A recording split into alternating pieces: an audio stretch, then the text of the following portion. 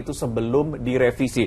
Saya sama Dazen akan berpisah sejenak. Saya akan menjelaskan kepada Anda undang-undang sebelum disahkan menjadi Omnibus Law Cipta Kerja yang kemarin disahkan oleh DPR. Kami akan hadirkan kepada Anda Undang-Undang Nomor 13 Tahun 2003 tentang Ketenagakerjaan. Yang pertama adalah soal upah minimum di pasal 89 di Undang-Undang Tenaga Kerjaan adalah pasal berbunyi upah minimum ini ditetapkan di tingkat provinsi, kabupaten, kota madya, dan juga sektoral. Nah, sistem upah minimum yang mengacu pada sektoral kabupaten kota atau upah minimum kabupaten kota ini memberikan keuntungan kepada para buruh. Nah, kemudian yang kedua, kita akan bicara soal di pasal 79 yang mengatur waktu istirahat atau waktu kerja bagi para buruh. Di pasal ini cantumkan bahwa istirahat mingguan 1 hari untuk 6 hari kerja atau dalam 1 minggu atau 2 hari untuk 5 hari kerja dalam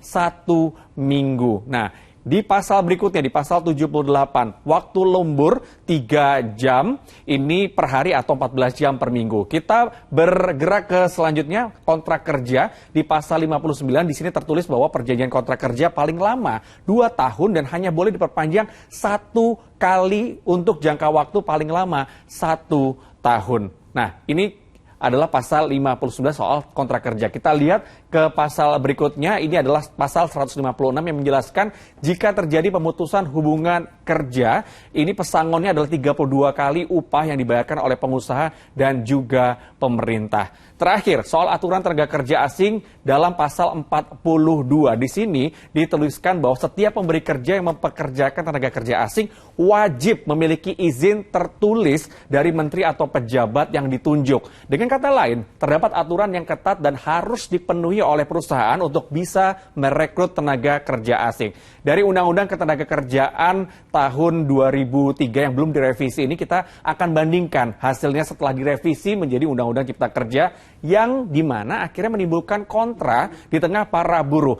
Rekan saya Dazen Viral akan menyampaikan poin-poin penting dalam Undang-Undang Cipta Kerja atau Omnibus Law yang baru ini. Dazen, silakan. Baik, terima kasih Jati. Dan saudara, sekarang kita bahas apa saja poin-poin penting dalam Undang-Undang Cipta Kerja, sekaligus membandingkan dengan undang-undang yang sebelumnya yang tadi dijelaskan oleh Jati, untuk mengetahui alasan para buruh menolak atau keberatan dengan sejumlah pasal di Undang-Undang Cipta Kerja. Kita lihat poin yang pertama.